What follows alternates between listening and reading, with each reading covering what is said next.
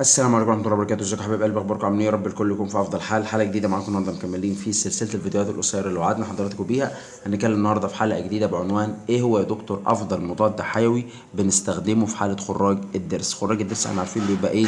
في قيح وتجمعات، عايز اقول لك ايه، في صوره سوائل من البكتيريا وحاجات زي كده، افرازات مش كويسه. فازاي احنا بنستخدم اقوى مضاد حيوي عشان ايه؟ يحارب البكتيريا دي. بنستخدم يا اما اموكساسيلين يا اما بنستخدم اذيثروميسين.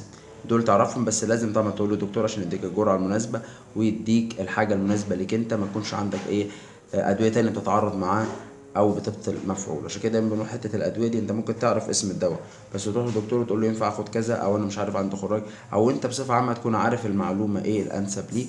عشان لو حد مثلا كان قاعد جنبك في مره قال كان عنده نفس الحاله، واحد قال له خد حاجه، لان في ناس ساعات بتضل بعض، بتدي لبعض علاجات غلط بدل ما بتنفعها بتضرها.